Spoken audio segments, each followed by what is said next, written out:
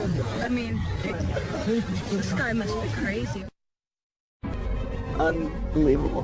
It's like having your heart ripped open and your life stopped.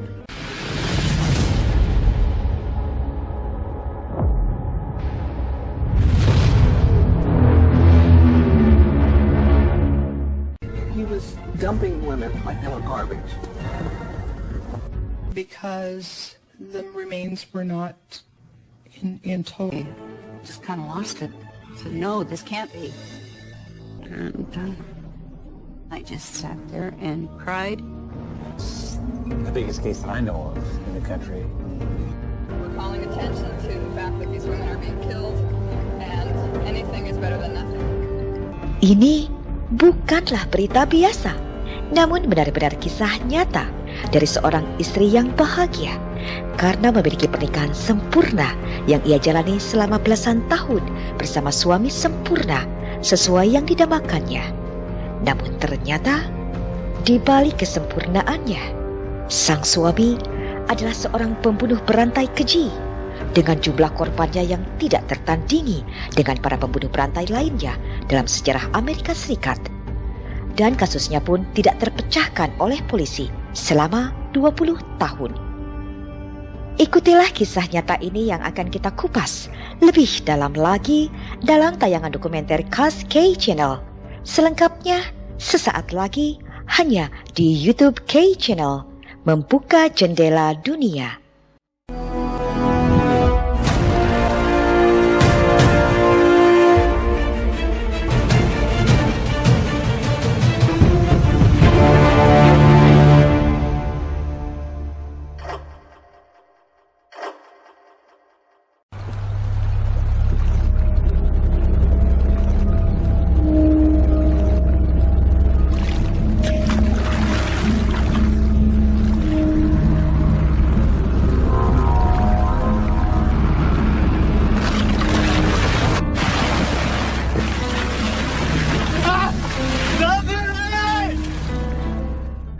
This is the most unusual case, I think, in the history of this country.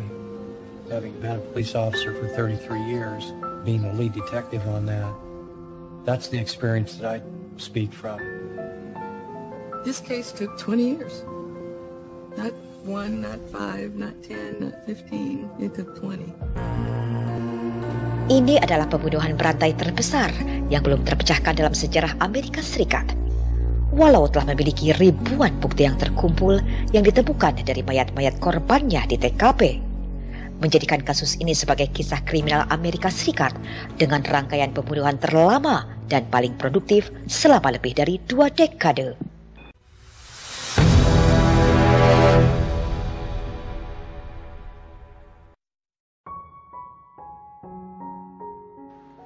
Setiap wanita tentunya mendambakan untuk menemukan cinta sejati dan menikahi pria yang diimpikannya, menjalani hidup bersama dengan penuh kebahagiaan. Begitupun yang didambakan oleh Judith Mason. Ketika ia berusia 20 tahun, seorang pria Inggris mampu memikat hati gadis dari kota kecil ini. Judith begitu bahagia karena pada akhirnya kini ia telah menemukan apa yang diimpikannya. It was like love at first sight. I met him in like September of 1964, and then we were married in January of 1965, just a few months later. Beberapa bulan kemudian, setelah mereka menikah, pasangan ini segera mendapatkan anugerah dengan memiliki 2 buah hati mereka dan memiliki sebuah rumah di daerah luar Seattle. Tetapi tepat setelah mereka merayakan 3 tahun usia pernikahannya, sang suami menyampaikan hal yang sangat mengejutkannya. He said, Judith, there's something I need to tell you. He told me that he's bisexual, and I said, well, what's that? I had no idea what it was. Namun sebagai seorang istri dan seorang ibu dan demi anak-anak mereka, Judith tetap berusaha mempertahankan pernikahan mereka. Hingga pada akhirnya, setelah hampir 20 tahun menjaga pernikahannya, dengan menerima sang suami bergaya hidup menyimpang, kini Judith sudah tidak tahan lagi dan ia memutuskan untuk mengakhiri pernikahannya. And that's when I got divorced from him, because I did not want to live his lifestyle anymore. 8 bulan setelah perceraian mereka, pada suatu malam, Judith yang kini berusia 40 tahun pergi ke sebuah bar yang tidak jauh dari rumahnya. Saat Judith sedang menikmati minumannya, lalu seorang pria bertubuh tinggi berjalan menghampirinya sambil memberikan senyuman lebar padanya. Lalu pria itu mengajaknya untuk menari. Dan pria itu bernama Gary Ridgway. When I first met him, I thought he was quite the gentleman and so polite and nice. He loved the country music and the dancing. And he was always smiling. He never got angry. And I just thought he was the greatest. It was like love at first sight. We danced to the country western music. That was fun and nice. Later on, as the evening went by, he kind of bent down and kissed me. And I'm like, wow. Dan sejak malam itu, Judith dan Gary terus saling berhubungan untuk lebih mengenal satu sama lain. Di mata Judith, Gary adalah pria yang sempurna, kecuali bekas luka parah yang ada di lengan kanannya. I asked him about the scars on his arm. He had told me that he was working on a car and it caught on fire and burned his arm. And I felt bad for him because it was pretty painful. It did not look good. Judith mempercayai apa yang dikatakan oleh Gary dan ia tidak pernah memikirkannya lagi. Beberapa bulan kemudian, Judith dikejutkan oleh ajakan Gary saat Gary memintanya untuk pindah dan tinggal bersama di rumah Gary. He invited me to move in his house. And then I remember saying to him, well, I've got a lot of furniture. Akhirnya Judith dan Gary tinggal bersama. Mereka berdua menata rumahnya agar terlihat indah dan nyaman. Dan Gary mempercayakan semua pilihan dekorasi ruangannya sesuai selera Judith untuk menyenangkannya. Setelah bertahun-tahun Judith merasakan pahitnya menjalani hidup dalam pernikahan bersama suami pertamanya, baru kali ini ia bisa merasakan lagi apa arti bahagia saat mencintai dan dicintai. Pada saat ini, Judith baru mendapatkan pekerjaan paruh waktu di pusat penitipan anak. Dan ia dengan senang hati merawat rumah dan menantikan Gary pulang kerja setelah berjam-jam bekerja penuh di Kenworth sebagai pengecat truk.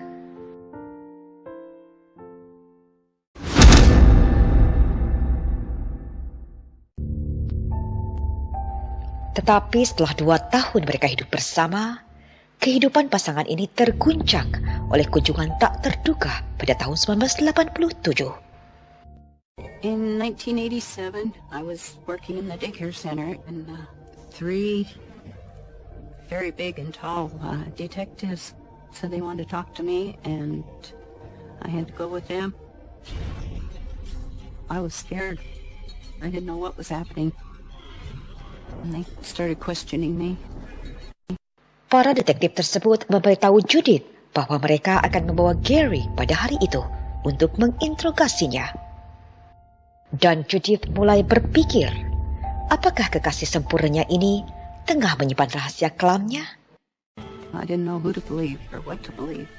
Judith told me, they have the wrong guy. This cannot be possible. Namun Judith tidak dapat mempercayainya, karena ia yakin bahwa Gary adalah orang yang bisa ia percaya. Dan selama ia hidup bersama Gary selama 2 tahun ini, ia bisa merasakan ketulusan cinta Gary padanya. Terlebih, Gary adalah orang yang lembut dan penuh kasih sayang. Perlakuan Gary padanya begitu sangat baik. Gary was so kind and gentle and attractive. always smiling and pleasant. He never got angry. Para detektif dari Departemen Sheriff setempat mengatakan pada Judith bahwa mereka ingin berbicara dengan Gary sehubungan dengan penyelidikan pembunuhan di Sungai Hijau atau Green River. That was the first time I'd ever heard about it, the Green River killer. Because I never listened to the news, so I didn't know what was going on. Pembunuh Green River dikenal sebagai pembunuh yang keji yang telah meneror wilayah Seattle selama lebih dari 5 tahun dan dinyatakan sebagai pembunuh berantai paling produktif dalam sejarah Amerika Serikat. Kota Seattle adalah kota yang berkembang pesat sebagai pusat industri teknologi. Namun, sekitar 41 tahun yang lalu, kota ini merupakan kota yang mencekam karena menjadi latar dari serangkaian pembunuhan yang memakan banyak korban wanita.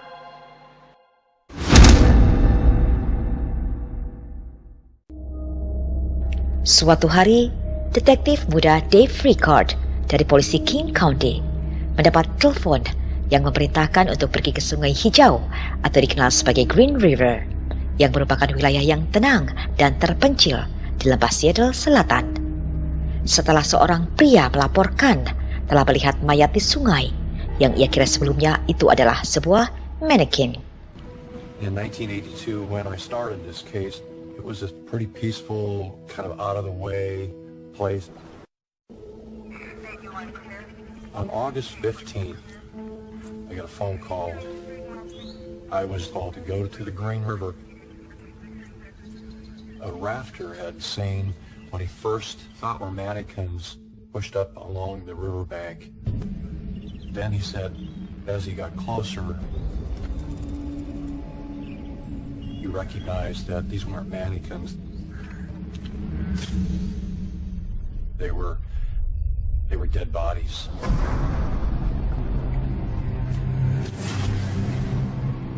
I remember this victim, one of her hands and arms were free. And as the water gently flowed down the river, her hand was waving in the current, sort of like, here I am. Help. Next, I had to figure out how did the suspect get the bodies to that point. Did he carry them? Were they still alive when he took them down to the riverbank? Were they already dead? And then I discovered another body. Hal yang lebih mengejutkan lagi, di sekitaran area yang tidak jauh dari TKP di sungai tersebut, detektif menemukan mayat wanita lainnya. Just being at the riverbank, seeing the victims' bodies in the water, it was, shocking and upsetting. That someone came to their death in that manner. The next step in trying to solve a case like this is through the autopsy. There were 2 victims that contained bodily fluids left behind by someone who had a sexual encounter with them. Those samples today would be immediately tested for DNA, but back in 1982, DNA was an unknown technology.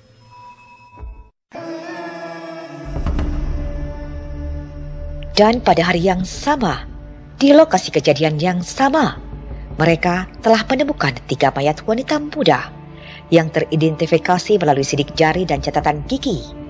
Mayat-mayat tersebut adalah Opal Mills berusia 16 tahun, Cynthia Hines berusia 17 tahun, dan Marcia Chapman berusia 31 tahun. Sebelum penemuan 3 mayat wanita ini di Green River pada 15 Agustus 1982, yang menjadi berita menggemparkan di kota ini, sebenarnya polisi sedang menangani kasus pembunuhan yang sama. Saat ditemukannya mayat gadis berusia 16 tahun bernama Leanne Wilcox pada bulan Januari 1982, yang ditemukan di sekitar sungai tersebut. Diketahui, Lynn adalah seorang gadis penjajah cinta jalanan. Lalu pada bulan Juli 1982, mayat seorang wanita muda juga ditemukan di Green River, yakni Wendy Cognold, dan mayat berikutnya yang ditemukan yakni Debbie Bonner. Sehingga jumlah mayat yang ditemukan di Green River saat ini sebanyak 6 mayat. Dan fakta yang mengejutkan, para korban ini adalah gadis-gadis penjajah cinta jalanan yang kabur dari rumah, yang sebagian besar di antaranya telah mengalami kekerasan. Tetapi sebagian besar para penjajah cinta jalanan itu enggan melaporkannya pada polisi, hingga menjadi korban yang empuk bagi si pelaku. What we've discovered is that for whatever reason, these young girls were leaving home, forced from home, out onto the street, and they became involved in the world of prostitution. Dan polisi yakin bahwa pelaku pembunuhan-pembunuhan tersebut adalah orang yang sama. Berdasarkan hal tersebut, polisi kini perlu membentuk satuan gugus tugas terdiri dari 25 detektif yang khusus untuk menyelidiki kasus pembunuhan Green River. Berita pun segera menyebar begitu cepat di semua media. Masyarakat kini mengetahui bahwa polisi benar-benar serius dan bergerak cepat dalam menangani kasus ini.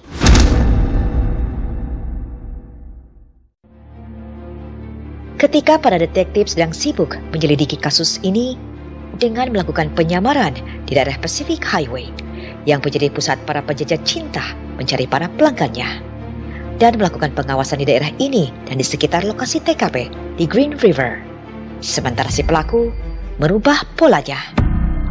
Pada bulan September 1982, dia mulai membuang mayat-mayat yang menjadi korbannya di tempat pembuangan sampah perkotaan yang berjarak sekitar 5,5 mile jauhnya dari sungai atau Green River. There appears to be some garbage in the immediate area, possibly on top of the body. Lalu mayat korban yang bernama Giselle Levorn ditemukan di tanah terbengkalai di bawah jalur penerbangan bandara Seattle.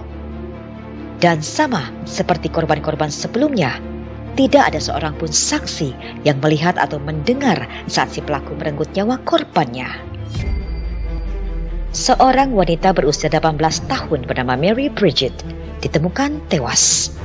Ia adalah putri dari keluarga kaya yang kabur dari rumah untuk hidup bersama sang pacar karena ia sedang hamil 8,5 bulan. Dan mereka tinggal di sebuah hotel murah di Highway 99. Someone raped her and buried her and her unborn baby in a shallow grave on the west side of the highway. Lalu 5 hari kemudian pada 20 September, mayat gadis lain yang masih berusia 15 tahun, Deborah Lorraine, ditemukan. 6 hari kemudian, pada 26 September 1982, Linda Jane Rowe yang berusia 16 tahun, mayatnya ditemukan oleh seorang penjaga taman bermain anak-anak di dalam tumpukan sampah tanaman yang lokasinya masih sekitaran bandara Seattle. Ia adalah seorang penjajah cinta jalanan. Linda Rowe was a slender blonde girl who lived up in the North End. She had been working the streets and she had a boyfriend who kind of served as a... She disappeared from an area near the Northgate Mall. Dan kasus para gadis muda yang hilang dilaporkan hampir setiap harinya. Ini memberikan tekanan yang meningkat pada polisi King County. Some of the girls that disappeared from the highway, it was hard to actually figure out what day they disappeared or what time. Tracy Winston adalah seorang remaja yang bandel yang telah meninggalkan rumah di usia mudanya. Ia terpikat untuk mendapatkan uang mudah dengan turun ke dunia penjajah cinta jalanan.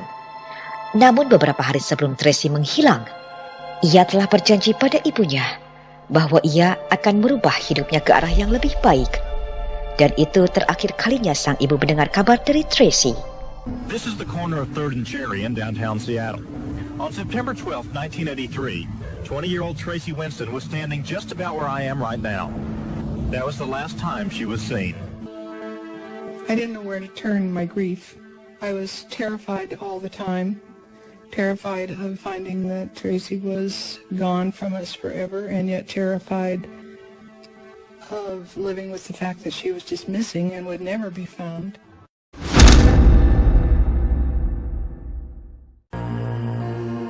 Pada bulan April 1983, seorang wanita muda bernama Maria Melvar berasal dari Filipina menghilang.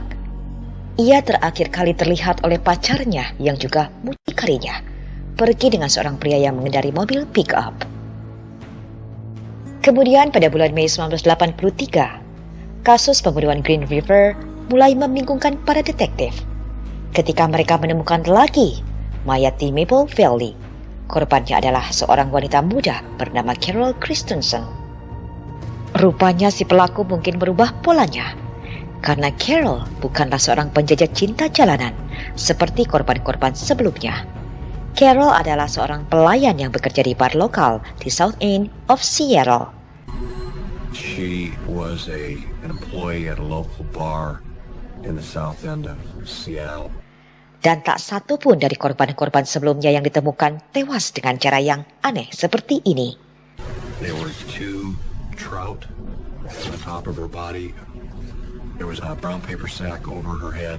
She had a bottle of wine, and on the back of one of her hands was a small piece of sausage. Tetapi polisi curiga bahwa ini mungkin adalah tipu muslihat si pelaku yang disengaja untuk membingungkan mereka.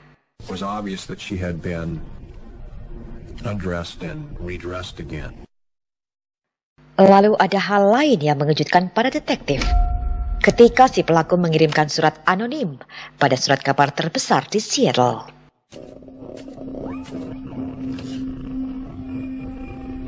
Stone in the... Semua pembunuh berantai rata-rata memiliki tanda atau ciri khas yang unik untuk mengidentifikasi kejahatan mereka.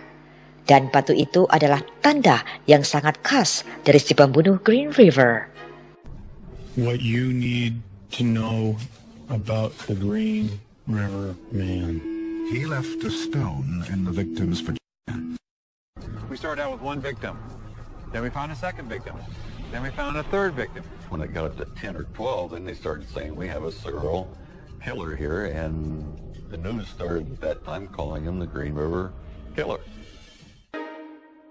Pada akhir tahun 1983, mayat wanita muda yang telah ditemukan adalah sebanyak 15 mayat. There would be 3 or 4 or maybe even 5 in one spot. Unbelievable. He was outsmarting the homicide detectives. Everybody was looking for him. He was dumping women like they were garbage. Every serial killer, human beings are objects. There's no emotional connection. There's nothing there. Kemarahan keluarga korban dan kecemasan masyarakat sudah berada pada titik puncaknya. Mereka turun ke jalan berunjuk rasa untuk menuntut kepolisian segera menyelesaikan kasus ini dengan menangkap si pelaku. Mereka merasa bahwa polisi tidak benar-benar serius menangani kasus ini. They learn from their crimes. As their murders grow in number, their efficiency increases. The remains were being found in secluded, quiet, dark areas. Homicide that became very difficult to get. The fear was tremendous and deep throughout the entire community. We had victims' families who were angry. They were disappointed in us. They were critical of us. They felt that we didn't care. We're calling attention to the fact that these women are being killed, and anything is better than nothing. You know, the unfortunate thing is some of the women on the street felt like the sheriff's office wasn't investigating the case as hard as we could have because they were street kids and runaways, and that's not true.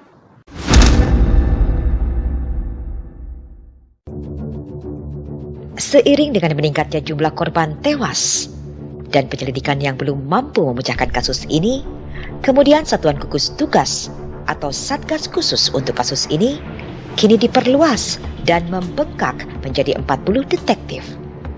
Dengan banyaknya jumlah detektif dalam Satgas Green River ini, mereka yakin bahwa mereka akan bisa menyelesaikan kasus ini dalam waktu 6 bulan. I'm sorry, this area here is closed. Thank you. That became normal. As everyone came together, those detectives that came in and had no clue about what was going on, it was all brand new, came in with the attitude, which was good, that something was wrong and we're going to solve this case in 6 months. Pasca terbentuknya Satgas yang berjumlah 40 detektif ini, 2 korban lainnya ditemukan dalam waktu 1 minggu. Kemudian 2 korban lainnya lagi ditemukan di minggu berikutnya. Dan hampir setiap minggunya korban wanita muda ditemukan. And then other bodies started to be found. In Seattle, another grim discovery today that could be connected to the string of Green River murders which have shaken that West Coast city. In Seattle this morning, police are hunting a mass murderer believed to have killed as many as 21 prostitutes in the last 22 months. David Burrington reports. Been called the Green River Killer ever since the first bodies, 5 of them, were pulled from this river. Since then, 7 more bodies have been discovered nearby, all those of young prostitutes, according to police. And the number of missing increases steadily. 2 were added to the list this week. Every month we were finding 2 or 3 more bodies. We spent so much time recovering remains that there wasn't that much time to actually investigate the murders. There was no distinct pattern. Sometimes it would literally be back to back, maybe 1 or 2 days apart, and then weeks would go by and we wouldn't have any victims, and then suddenly it would start again. Hingga pada saat ini, jumlah korban tewas bertambah menjadi 26 korban pembunuhan yang belum juga terpecahkan. 30 detektif dari Satgas Green River diturunkan ke sungai tersebut. Mereka berharap bisa menemukan aksesoris atau perhiasan, pakaian atau tanda pengenal lainnya yang berhubungan dengan daftar korban tewas di Green River. We sift every single piece of dirt, twig, anything that's there, and we never recover jewelry. So we knew the killer was taking the jewelry. And generally speaking, when a killer takes the jewelry, he's keeping it somewhere. Tim forensik telah menemukan ribuan barang bukti dari TKP, tetapi belum bisa menjadi petunjuk pasti yang mengarah pada si pelaku. We had no physical evidence that was going to connect us to any one suspect at this time, so it was a matter of tracking down these people who were picking up prostitutes and then backtracking with their life to try to connect them to the victims. Pada saat ini, gelombang kecemasan masyarakat semakin meningkat karena si pelaku masih berkeliaran bebas yang bisa membahayakan hidup siapapun. It's pretty scary. You know, 3 of them found by our school in just a shorter time. I mean, this guy must be crazy. Hingga ribuan orang menelpon polisi setiap harinya untuk memberikan tips atau informasi apapun yang mungkin bisa terhubung dengan si pelaku. Oh, there were thousands. I mean, not hundreds, but thousands of people that were tipped to us that really needed to be followed up on. Setiap hari selama 24 jam, para detektif berpatroli dengan pakaian preman. Tetapi hal itu belum juga berhasil mendapatkan hal-hal yang mengkaitkan pada si pelaku. Dan kini, para detektif mulai berpikir, apakah si pelaku adalah seorang polisi atau mantan petugas polisi? Karena pada saat ini, pembunuhan itu masih berlanjut dan si pelaku selalu lolos dari pengawasan polisi yang berpatroli di sepanjang jalan. Karena polisi King County tidak memiliki bukti fisik yang bisa menghubungkan dengan tersangka manapun, hingga menemukan jalan buntu. Akhirnya, Satuan Gugus Tugas atau Satgas Green River meminta bantuan pembuat profil psikologis untuk mencari tahu tipe pria seperti apakah yang sedang mereka cari. Dan ada satu hal yang diberitahukan, yakni memungkinkan orang yang bertanggung jawab atas kejahatan seperti ini mencoba untuk memasukkan diri mereka ke dalam penyelidikan. Hal tersebut membuat Satgas teringat pada seorang pria yang menelpon polisi untuk menawarkan diri terlibat dalam penyelidikan kasus ini.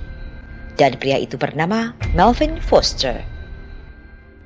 One of the things that we were told is that the person responsible for this may try to inject themselves into the investigation, and so we did get some people who called, and one person in particular was Melvin Foster. Detektif menilai bahwa Melvin memungkinkan menjadi tersangka karena ia bekerja sebagai sopir taksi. Dia mengenal banyak korban secara pribadi dan pekerjaannya tersebut memberinya akses mudah pada para wanita muda ini. Berdasarkan hal tersebut, polisi kini mulai menggeledah mobil dan tempat tinggal Melvin Foster. Dan mereka menemukan hal-hal yang mencurigakan yang mungkin bertanggung jawab atas kejahatan ini. He actually became a prime person of interest for us. Foster called police and offered his help in their investigation because he knew some of the victims. We had a number of conversations with him and searched his house, searched his car. For nearly a month now, undercover officers have been stationed in this area, keeping a 24-hour watch on Melvin Foster. We found photographs in his car of young women, young girls, 15, 16-year-old girls, partially dressed. Did you kill all those women or what? No, but I wish I did. I wish I did know who did. Melvin Foster juga menjalani tes poligraf. Dan sungguh di luar dugaan, hasilnya ternyata Melvin gagal dalam menjalani tes poligraf tersebut. Hingga polisi semakin yakin bahwa Melvin adalah pelaku yang mereka cari. The polygraph is a device that's designed to measure your heart rate, your blood pressure, your skin conductance, and your respiration rate. And it's based on the idea that by measuring those, it can capture when a person's lying. He said he knows some of the victims. Then he says he doesn't know some of the victims. Then he says he does know as his stories changed. Melvin Foster failed the polygraph test. Tetapi ketika detektif menggali lebih dalam, mereka berulang kali gagal menghubungkan Melvin dengan pembunuhan Green River. Dan ini menjadi aib kepolisian di mata publik yang telah menghabiskan waktu bertahun-tahun dan menghabiskan biaya sebesar $15 juta dalam penyelidikan. Tetapi si pelaku masih juga bebas berkeliaran. Police won't say whether Foster is being charged or even if he's being arrested. This summer, Foster said he wasn't worried about either. Scared, no. Fright is for the guilty. We got a search warrant for his house. And we found some photographs of naked women. But we found no physical evidence that connected him directly to any of the bodies that we found. And all we had was a failed polygraph. This was not enough to make any sort of case and arrest him. It was like looking for a needle in a haystack. We had no physical evidence to connect any one person to any of these cases. Kemudian Satgas di King County mulai membuat pola baru. Mereka fokus pada laporan saksi-saksi mata yang telah menghubungi mereka. Para detektif mulai mengumpulkan informasi-informasi para saksi mata yang menunjukkan hal yang sama, yakni si pelaku mengendarai truk pick-up. Once we knew that a pickup truck was most likely the suspect vehicle in the case, we collected a list of every pickup truck that was owned at that time. Dan salah satu petunjuk penting yang dimiliki saat ini adalah ketika seorang penjajah cinta jalanan berusia muda asal Filipina yang menghilang bernama Mary Melver, yang sebelumnya telah dilaporkan sang pacar yang bernama Bobby Woods, yang juga mucikari Mary, melaporkan bahwa terakhir kali ia melihat Mary ketika Mary masuk ke sebuah truk pick-up lalu pergi menuju ke arah utara.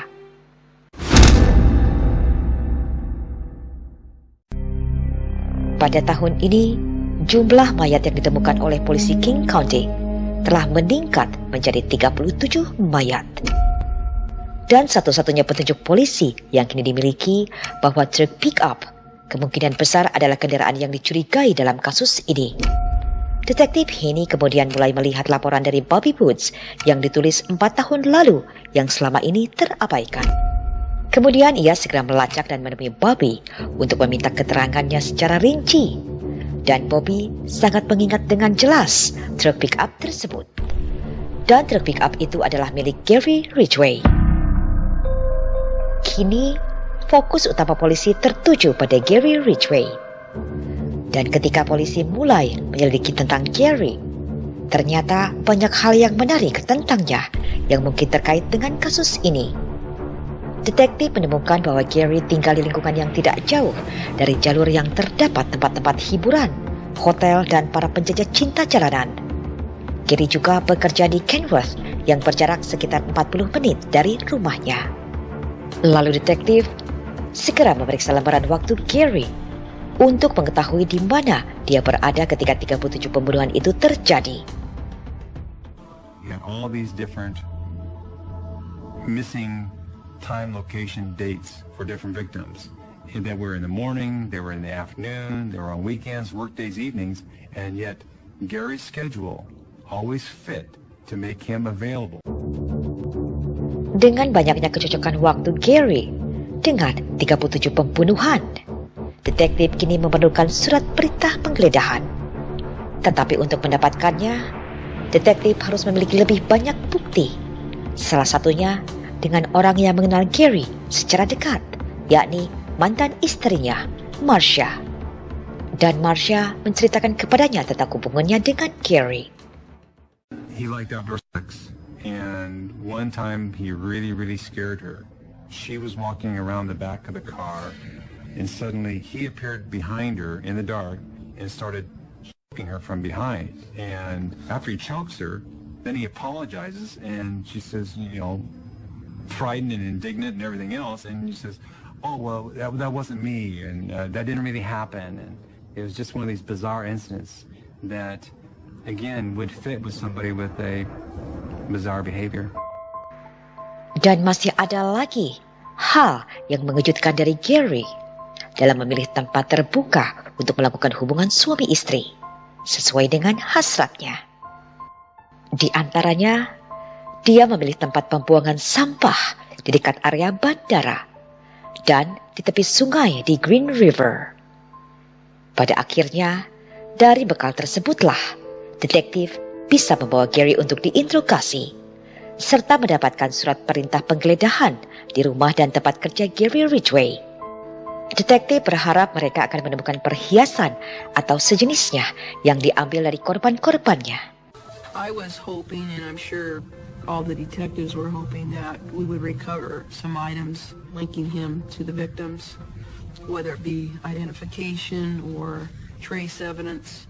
Those things were important for us, and that's what we were there looking for. And it turned up negative. Namun lagi-lagi, dari penggeledahan tersebut, mereka tidak menemukan apapun yang mereka cari. Tetapi para detektif telah mengambil sampel penting, yakni rambut dan air liur Gary Ridgway.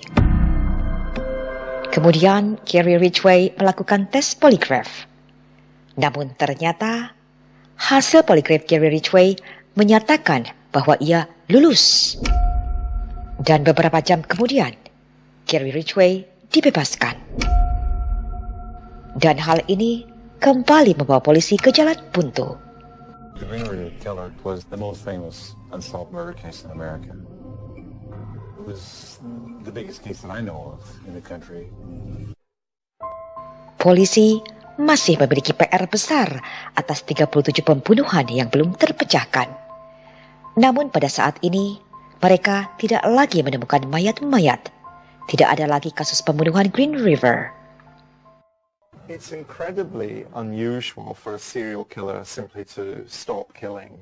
A serial killer will usually only cease murder when he's apprehended or when he dies himself. Dengan tidak adanya lagi penemuan mayat, Satuan Gugus Tugas Green River yang terdiri dari 40 detektif kini diperkecil.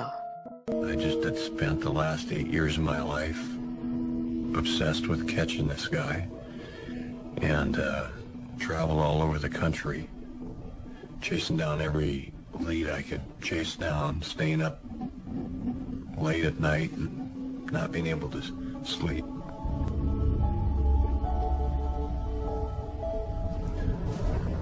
And then it was over. Dan ribuan bukti para korban disimpan dalam kotak-kotak yang tersegel yang berada di dalam gudang polisi.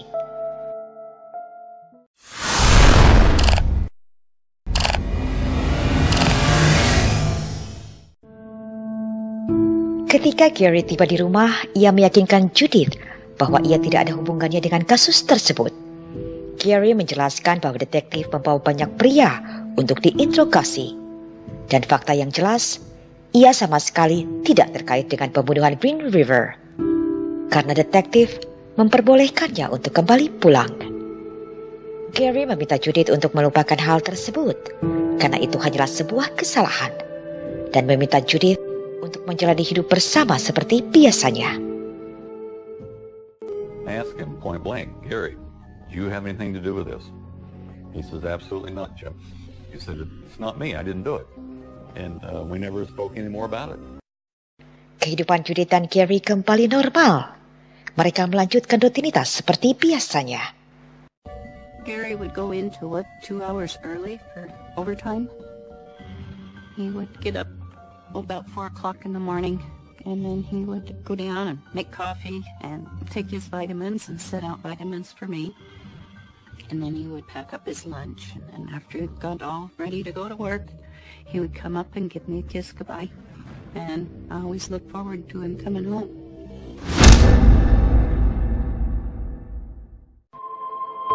Setahun kemudian, Judith dan Gary menyadari bahwa hubungan mereka sudah begitu menyatu dan tidak mungkin lagi terpisahkan. Untuk menyempurnakan hubungan mereka, akhirnya mereka berdua memutuskan untuk menikah. Teman baik mereka, Jim dan Linda Bailey, merasa ikut senang atas keputusan mereka untuk menikah. Bahkan Jim dan Linda mempersilahkan mereka untuk menikah di pekarangan rumahnya yang cukup luas untuk melangsungkan pernikahan mereka. It was a very pretty day. Jim was Gary's best man, and they just seemed so excited. They couldn't have been happier in my eyes. It was like a marriage made in heaven. I'm just so happy to become Mrs. Gary Ridgway. We were married in 1988. It seemed like the perfect marriage, and well, he was good to my daughters, played with my grandchildren. My dreams are coming true. Sementara itu, penyidikan dan pencarian si pembunuh Green River terus berlanjut. Namun pada saat ini, tidak ada lagi penemuan mayat korban baru pembunuhan Green River. Selama hampir 1 dekade, kasus ini menjadi tidak terpecahkan.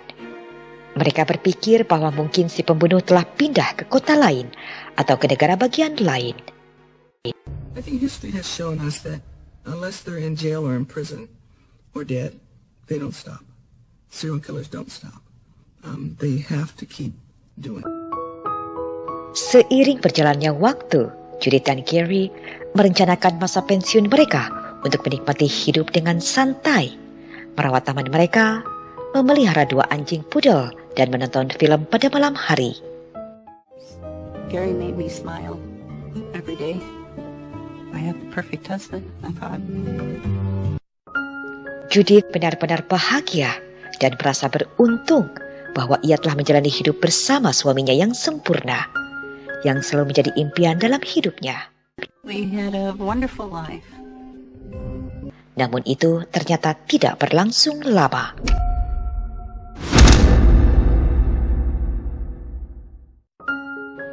Setelah lebih dari 13 tahun menjalani hidup yang indah bersama Gary, kehidupan Judith kembali terguncang, yang akan menghancurkan hatinya untuk selamanya.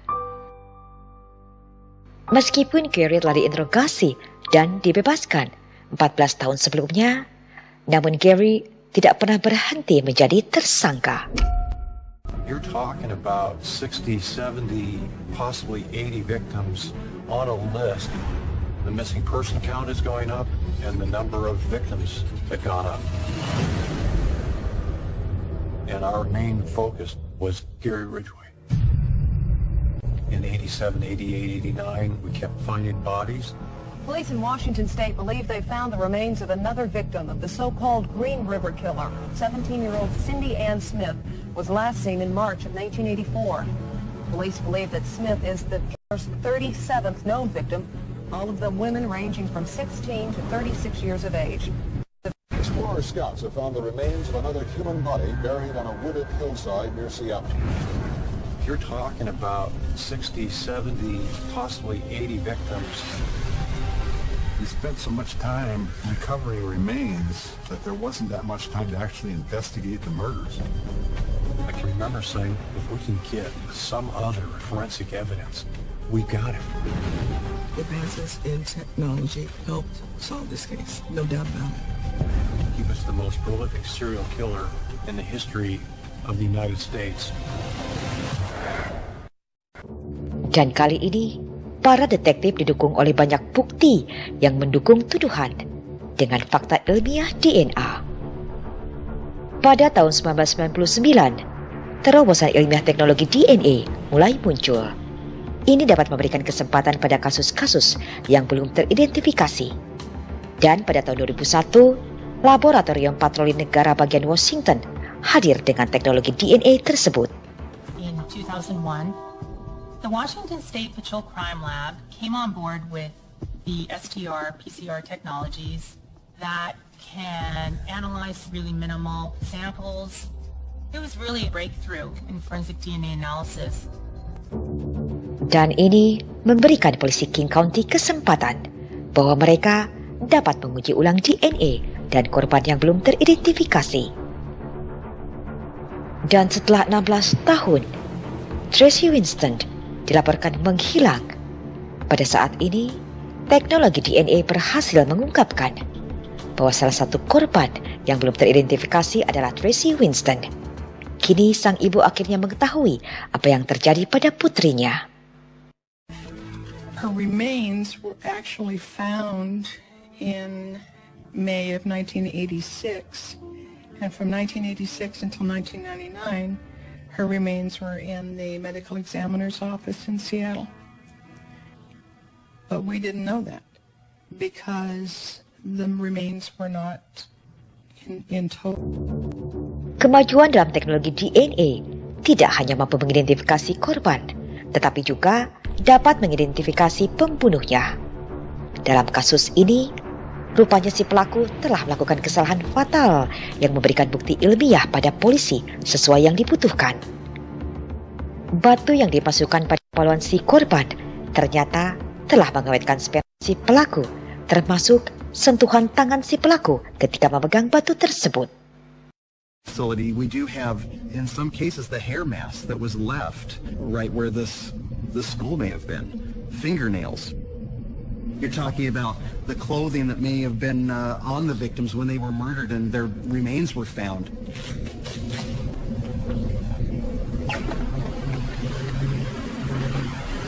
Now this here is our freezer. This is where we keep the fish and the meat that was found with Carol Christensen's body back in 1983. DNA extracts. We had many families contact us and we contacted them and would get the DNA samples from siblings and paternal and maternal parents. Kemudian detektif Kings County kembali mengirimkan berbagai sampel yang diperlukan terkait kasus pembunuhan Green River. The job of a forensic scientist is to provide support to investigators that are trying to solve these very difficult crimes. And that's why the evolution of DNA has been so amazing. We knew we had the saliva samples, and we knew we had the spermatozoa samples, and we sent them to one of the labs. Para ilmuwan kini mengekstrasi DNA si pelaku. Tetapi bukti-bukti tersebut ternyata sudah terlalu lama dan rapuh. Tetapi bahan biologis masih menempel dan materi genetik masih memungkinkan untuk membuat identifikasi.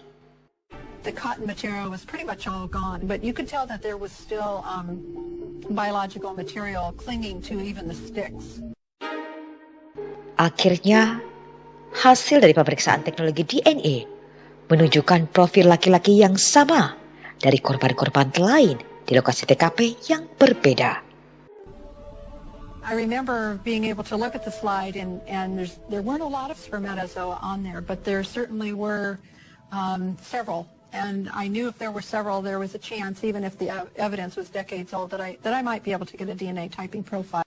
She knew that it matched it, so she was just jumping around in that room. She was just so excited, and I started to share her excitement because I could see that it was going to be another matching profile. Setelah 2 dekade, polisi mengejar si pelaku. Akhirnya saat ini, mereka mendapatkan hasil DNA yang berhasil mengidentifikasi si pelaku. I got a call from the state crime lab. They asked me to come down. They had something they needed to tell me. I was away for 4 or 5 days, and Tom waited till I came back. All I knew is that he wanted to sit down and talk to me. So he had 3 sheets of paper. And then I said, and then this is the DNA profile of the Green River Killer. And he said, look, you'll notice that the DNA chart is the same. I said, Tom, are you trying to tell me that we know who this guy is? And he goes, yeah. And he pulls out an envelope. It's Gary Ridgway. Remember that? Man, what a sense of relief. Almost to tears. You know, it's like finally. Para detektif yang tergabung dalam satuan gugus tugas Green River kini kembali dipanggil untuk segera menyelesaikan kasus tersebut. They said, that's Gary. And I said, what are you talking about? And I said, the DNA evidence came back, and it's definitely Gary. And we want you to come join. It's a secret task force. You can't tell anybody. And of course, my mind is racing, and you have this elation of, finally, we're going to be able to do something. Pada 30 November 2001, Satgas Green River dari kepolisian King County yang bekerja sama dengan kejaksaan segera membangun kasus untuk menangkap si pelaku. I heard a car drive in the driveway, and there was this knock on the door. I just kind of lost it. I said, no, this can't be. Gary'd already gone to work in the morning, and I heard a car drive in the driveway. And I thought, oh, it's too early for Gary to come home. And there was this knock on the door, and it was the detectives. They were telling me that he was a suspect for the Green River Killer. They said, we want to talk to you, we want to ask you some questions. And I just sat there and cried. She was just very disbelieving. And she did say, you guys have already questioned him. You guys have already cleared him. I couldn't believe it. I was just devastated and in shock, and I think I went into denial. I wasn't believing it. Akhirnya, mereka segera menuju ke tempat kerjanya, dan mereka segera menangkap Gary Ridgway saat ia baru meninggalkan tempat kerjanya menuju ke mobilnya. The doors pop open, and the detectives jump out and say, Gary Ridgway? He says, yes. They tell him, you're under arrest for the murder of 4 women connected to the Green River case. And he doesn't say anything except, okay. And he gets into the van. They handcuff him, pat him down. He gets into the van, and they drive off. And the next thing I hear is, over the radio, is one in custody. And then I looked at him and I said, gotcha. Today at approximately 3 p.m., detectives from the King County Sheriff's Office arrested a 52-year-old man for investigation of homicide. The man arrested is Gary Leon Ridgway. Tetapi Gary mengklaim bahwa dirinya tidak bersalah. I'm walking down a corridor and I'm going to open the door and be introduced to the supposed Green River Killer. 100 things are going through your mind and wondering, what is it going to be mean? Is he going to be crying? Is he going to be crazy? And I walked in and like, wow, this isn't what I expected. How are you? Pretty good.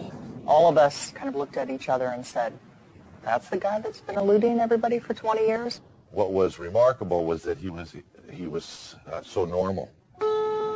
Sleep okay? No, no, no. If you did not know what he had done, you would like him. The monster within him was well hidden. Saat ini, Gary sangat membutuhkan dukungan istrinya. Lalu, ia menelpon Judith dari penjara.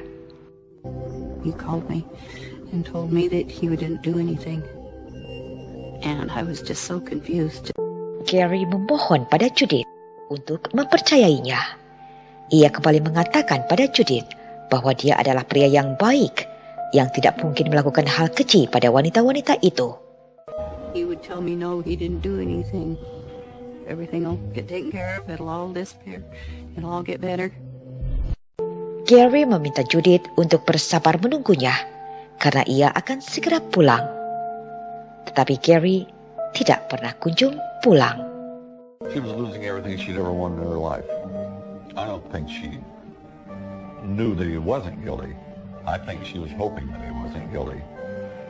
She was hoping with all she had because she knew what she was losing. Setahun setelah penangkapan Gary, para detektif terus membangun kasus tersebut yang mungkin terkait dengan Gary.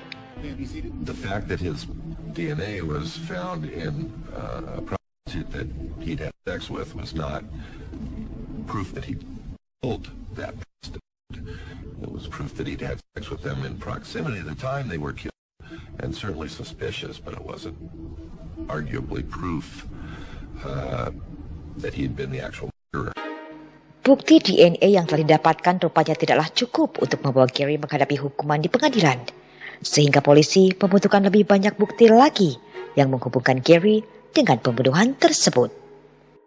Polisi kini meminta bantuan seorang ahli yang memiliki reputasi dunia, yang menganalisis partikel-partikel kecil melalui mikroskop dengan memeriksanya dari pakaian-pakaian para korban serta pengikat yang digunakan untuk mengakhiri hidup para korbannya.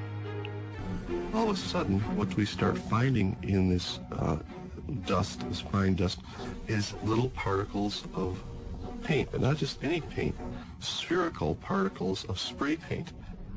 Particles which were maybe sometimes 80 micrometers, 100 micrometers, 50 micrometers in diameter. By finding the spray paint on the clothing of the victims, what I believe the best interpretation is that they were in contact with Ridgway himself or his environment shortly before they died. Ketika menelusuri partikel cat Imran ke produsennya, DuPont, yang mendaftarkan perusahaan yang mereka pasok, dan pelanggan terbesarnya adalah Kenworth, pabrik di mana tempat Gary Ridgway bekerja selama 30 tahun sebagai pengecat truk menggunakan cat semprot. Keterkaitan tersebut dengan Gary tidak lagi bisa disangkal. Tim pengacara pembela Gary kini mulai mengubah polanya. Lalu, akankah Gary terhindar dari hukuman mati? So that then began our discussion of exploring Plan B, which is, if you did this, tell us everything you can in the hopes of seeing if the prosecutor will drop the death penalty. I remember it vividly on April 11th of 2003 when he told us in his conversation that I told them all. Agar terhindar dari hukuman mati, Gary harus menukarkan nyawanya dengan memberitahukan seluruh korban-korbannya yang jasadnya belum ditemukan. Lalu Gary menjalani interogasi selama 6 bulan.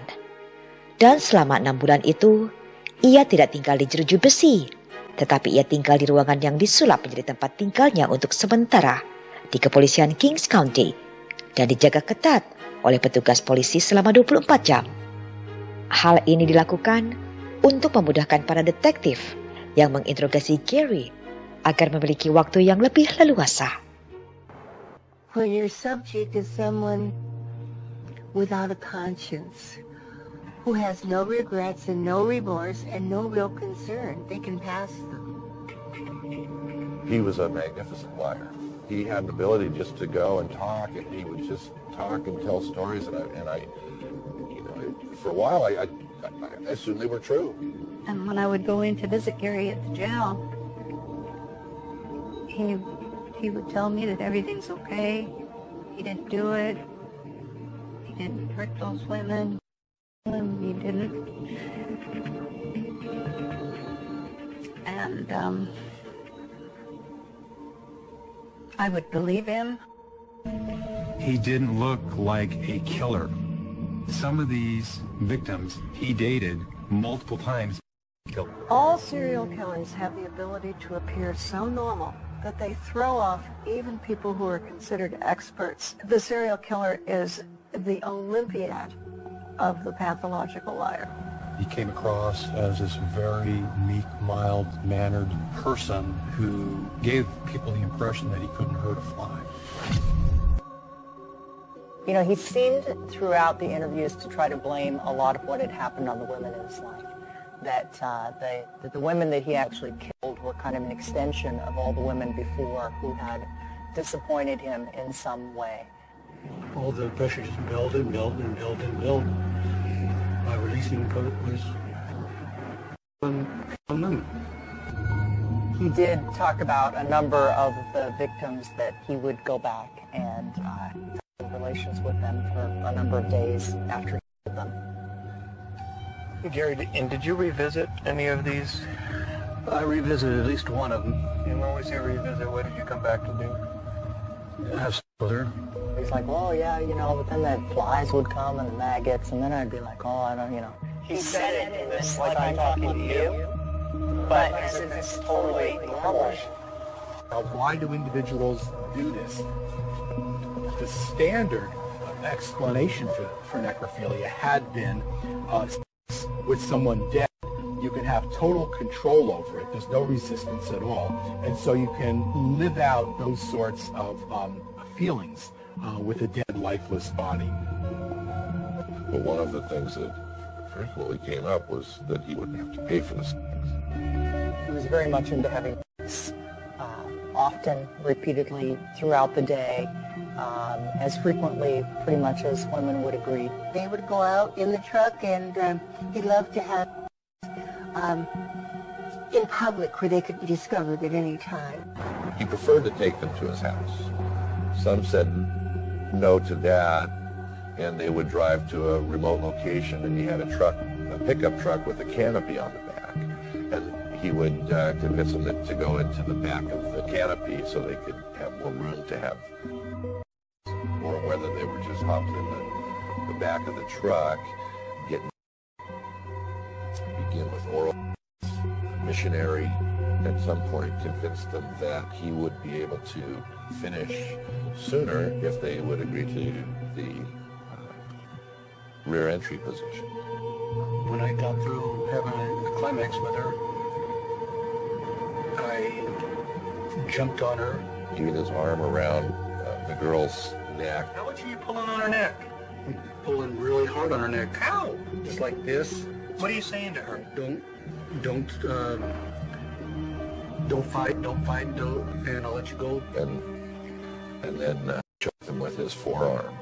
I'm feeling I gotta kill her. Dan dalam waktu 6 bulan ini juga, Gary membawa para satgas menuju ke berbagai lokasi kejahatannya untuk mencari mayat-mayat korban yang belum ditemukan. You'll need to go up to kind of like on the top of the hill on this and pull in.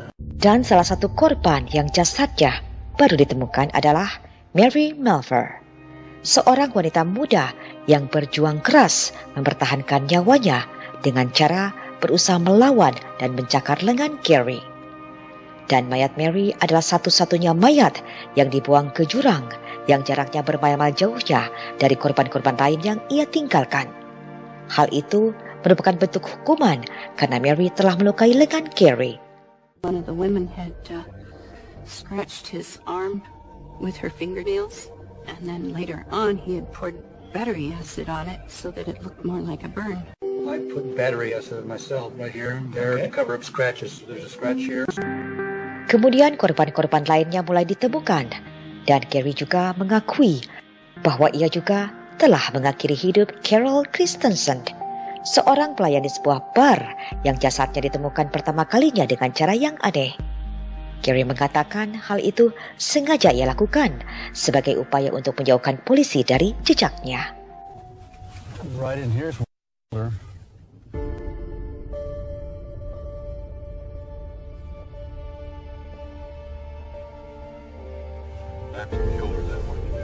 I drug her in further on a trail that was back there.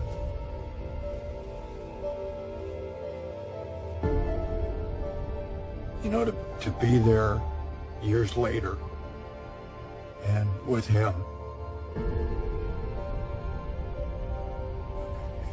it's a feeling you can't describe. Why did you like killing people? Just hated women, and they're the vulnerable people to do it. It felt good to kill them. It felt good to take their life. What about Gary Ridgway to the point where he put his hands on somebody and he took their life that day? What was different that day? That was the day of creating a new me, a new killer. He had an empty feeling. He essentially said the victims didn't mean anything. I have no idea who they are. I don't know if they're black, if they're white, if how old they are, how young they are. I mean, they really meant nothing to me as an individual. What you're getting is what you're going to get, and that's all you can get because I don't remember. To every serial killer, human beings are objects. In the homicides that they commit, they're never going to remember the name. They're never going to remember the face. They'll remember the concrete action of where those bodies are. The organized offender was more planned, more premeditated, was able to conceptualize crimes and carry them out very efficiently, mainly because of the fact that they had very little feeling for another human being. They looked at a victim as an object for their excitement. Basically, you're talking about a psychopath.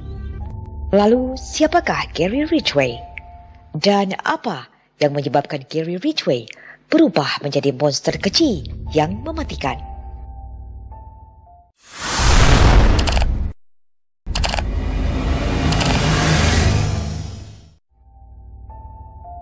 Gary Ridgway lahir pada tahun 1949. Ia adalah anak kedua dari 3 bersaudara laki-laki. Ia tinggal di sebuah rumah kecil yang tidak jauh dari jalan raya. His brother was very outgoing and, a bright personality, and Gary was more quiet. Somebody's little brother, basically, you didn't pay a whole lot of attention to him.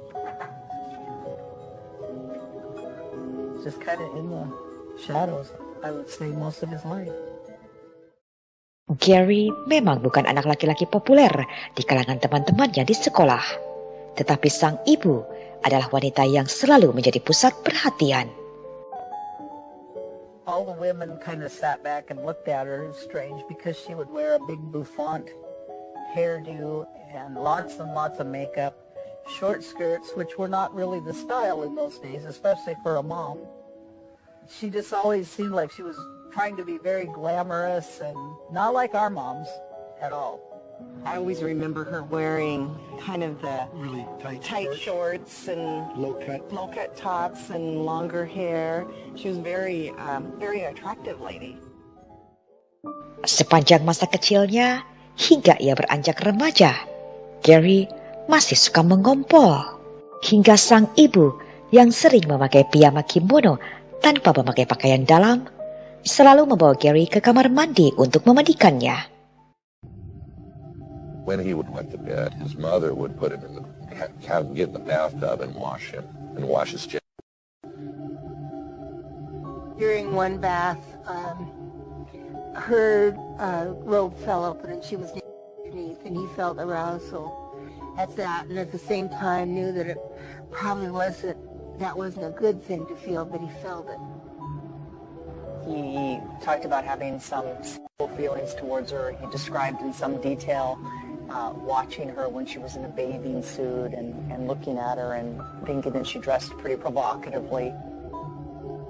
This overly sexualized person washing her son's genitals, and you realize that most teenage boys are having an awful time with dealing with their own emergent sexuality, has to have had an impact in some way. Boys need to see their mothers as asexual. It is very, very destabilizing for an adolescent boy to see his mother in a sexual manner. It's very hard for an adolescent boy to imagine his mother having sex with anybody, including his father. And so when a mother behaves in a sexualized or hyper-sexualized way, it's very unsettling for an adolescent boy. His mom was kind of stay-at-home and then part-time. She worked at a department store. His dad drove a bus for the county. Gary sometimes would ride with him on the bus, and his dad would say, see her, she's a prostitute, she's the scum of the earth, and would berate prostitutes and talk about how filthy and bad they were. And then there are a couple of episodes where Gary recalls him leaving him in the vehicle while Dad went and had the prostitute. Akhirnya, Gary bisa menyelesaikan sekolahnya, walau terlambat 2 tahun.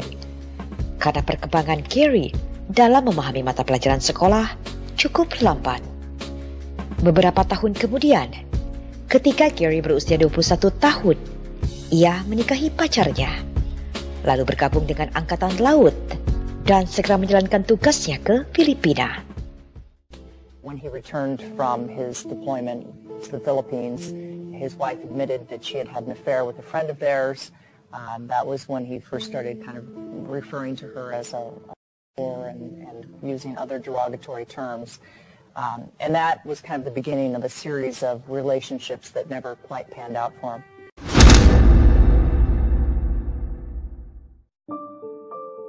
Di awal tahun 1970-an, Gary mendapat pekerjaan baru di Kenworth sebagai pengecat truk. Dia kemudian bertemu dengan seorang wanita bernama Marsha, yang akhirnya hubungan mereka diresmikan dalam ikatan pernikahan. Tetapi setelah mereka memiliki seorang putra, hubungan mereka memburuk. Istrinya meninggalkannya ketika putra mereka berusia 5 tahun. His wife left him when his son was about 5, and that really hurt him, and that was when he started to go frequent prostitutes. He came across as being a very meek and mild, safe person. As a matter of fact, in one situation, he had his child in the car with him when he picked up a prostitute.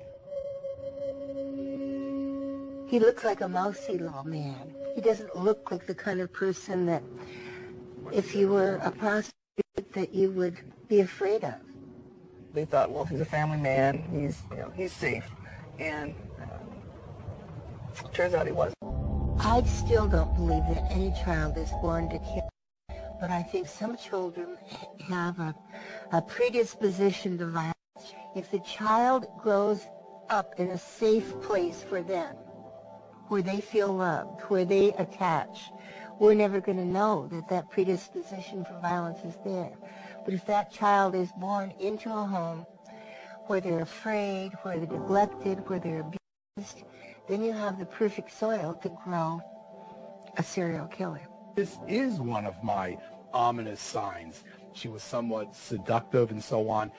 These sorts of unhealthy relationships with a maternal figure. The Green River Killer was definitely born to kill. He was an individual who has this changed gene and culminated in a tremendous number and intensity of homicides. His brain is definitely wired differently. He's a psychopath.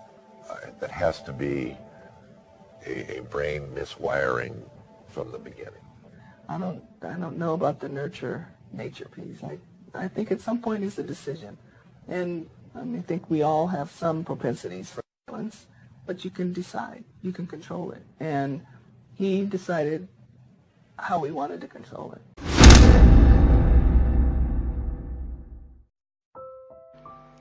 Judith menghabiskan 2 tahun yang menyiksa untuk menunggu kasus yang melibatkan suaminya disidangkan.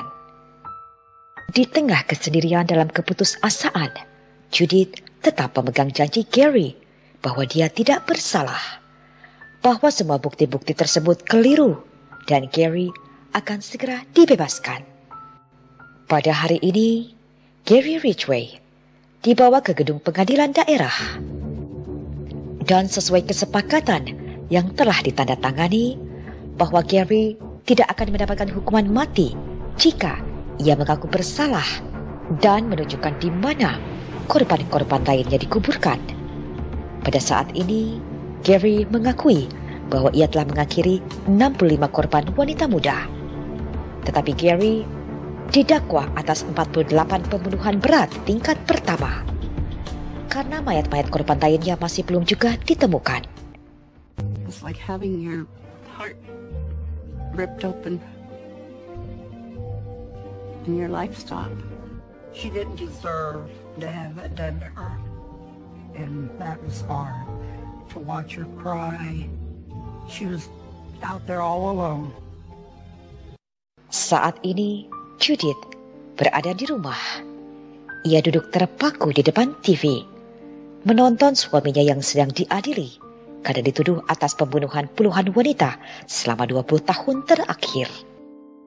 Tetapi ketika Judith menyaksikan persidangan tersebut di TV, Judith mendapatkan kejutan mengerikan atas pengakuan sang suami, Gary Ridgway. He's been identified as the most prolific serial killer in the history of the United States. Each of us recognized that this would be the biggest criminal case in the history of the state of Washington. Plead to the charge of aggravated murder in the first degree as charged in count 1. Guilty. When he confessed, and when I sat and listened to him say guilty. Mr. Ridgway, how do you plead to the charge of aggravated murder in the first degree for the death of Marcia Chaplin? Guilty. After every one of the names that they had said. For the death of Mary B. Meehan. Guilty. I just sat there and cried, and that's when it finally sunk in that this is real. He did it. There's someone else inside of him. When he went through the door and left to go to work, he wasn't the man that I knew. Count 19 for the death of Linda Rule. Guilty.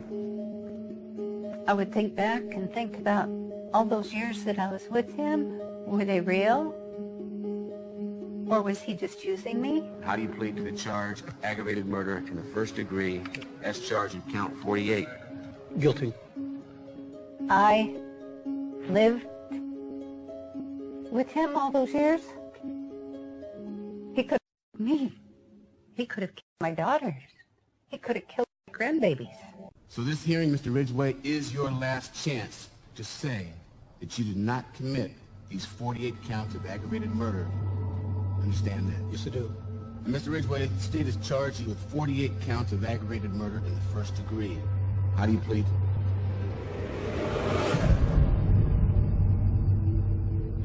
Guilty. Gary mengakui bersalah atas 48 pembunuhan secara keseluruhan. Bagi Judith, itu adalah hal yang tak terbayangkan. Bertahun-tahun paling membahagiakan dalam hidupnya, ternyata dihabiskan dengan seorang pembunuh berantai paling produktif dalam sejarah di Amerika Serikat.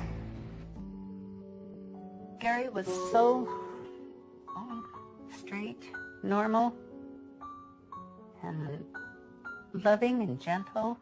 He was so kind around me all the time. He didn't get mad or upset about anything. Seemed like the perfect marriage. When he first met her, he stopped patronizing prostitutes and stopped killing. Gary would call home and say that,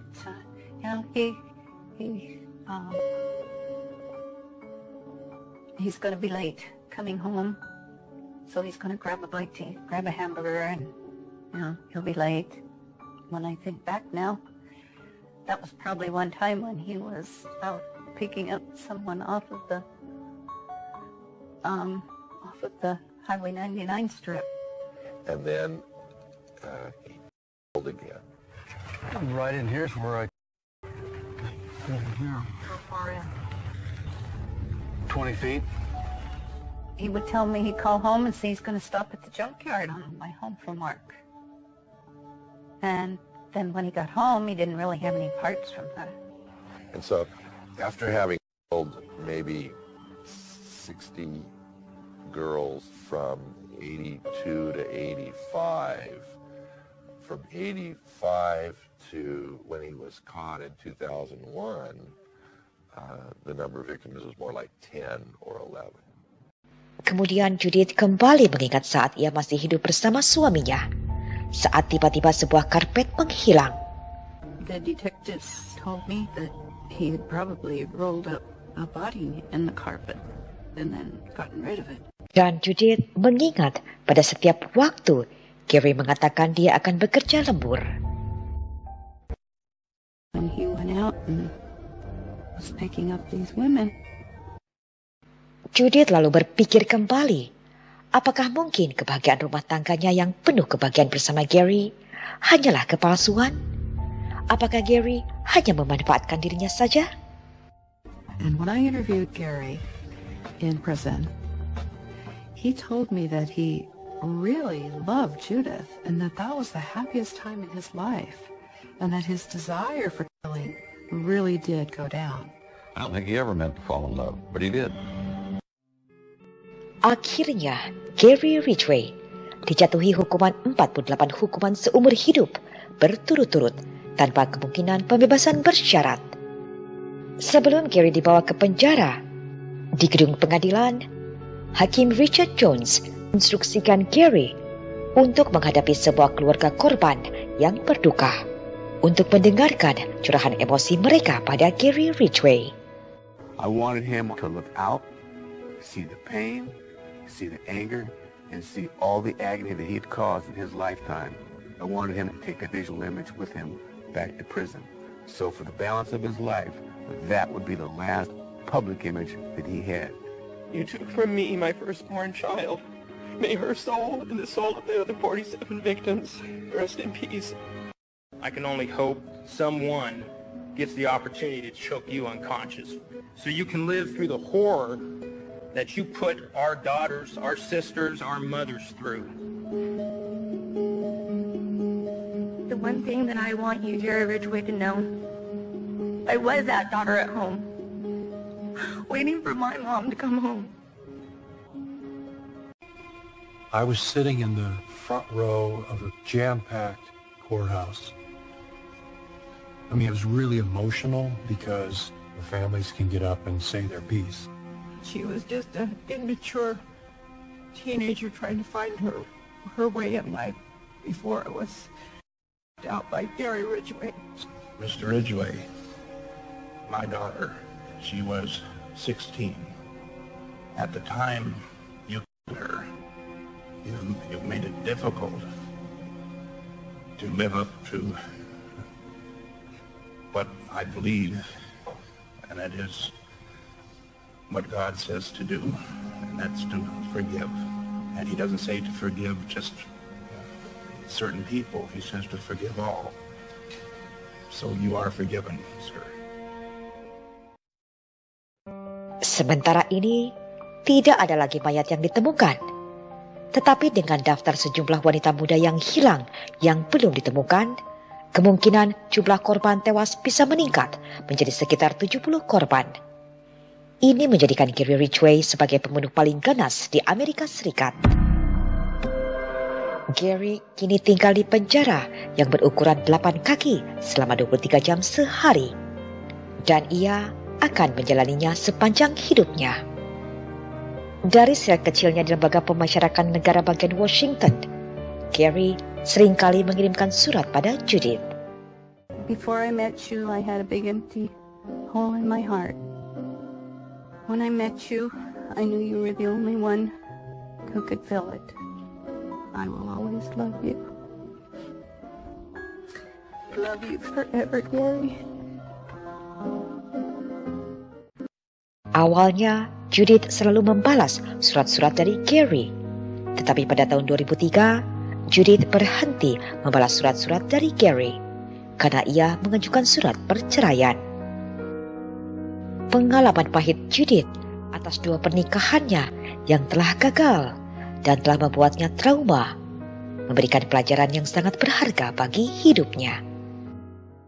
Sometimes I still kind of tell myself that, I'm not sure if I'll ever trust another man.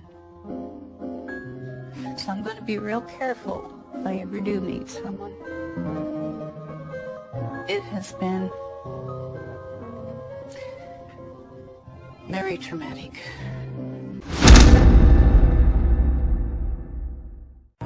Pada bulan Januari 2024, kantor sheriff mengumumkan kembali penemuan mayat korban Gary Ridgway, yang pada saat itu 2 wanita muda ini masih berusia 15 tahun dan 17 tahun.